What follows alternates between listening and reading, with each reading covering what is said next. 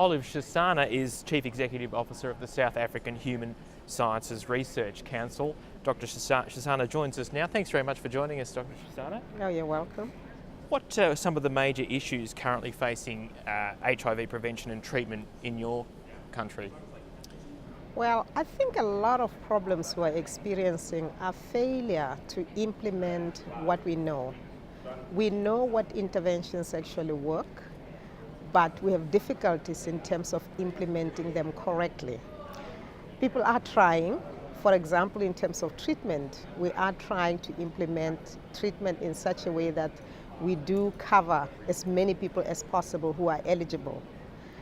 There are challenges though, because people have to get to a healthcare facility, they have to find drugs that are available, and they have to be able to be counseled in order to be able to get the treatment, be tested and counseled. Unfortunately, there are places where they reach and they find that sometimes there are no drugs available.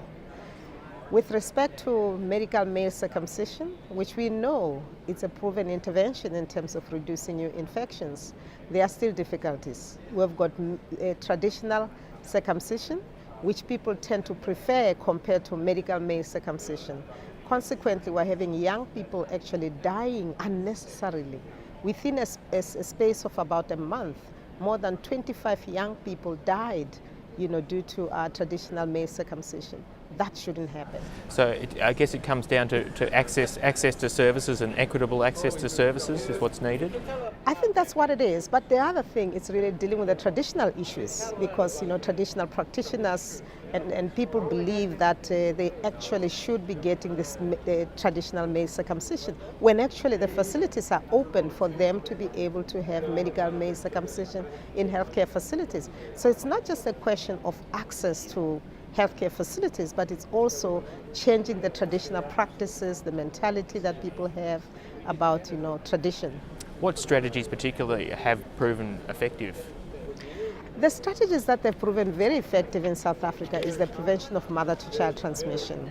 We've seen that global program that has been introduced worldwide being applied in South Africa very, very successfully, to the extent that we are seeing fewer and fewer babies dying. We're seeing more women actually entering antenatal care early in their pregnancy and being able to get into the program as early as possible. So that has been a really, really good development in our country. So you'll be co-chair for AIDS 2016, which of course is in Durban. What's your vision for that conference and building on the legacy of AIDS 2014? I think 2014, what I see is that it's a conference that has focused a lot more on stepping up the pace, meaning that they have been able to look at translation of the knowledge into practice.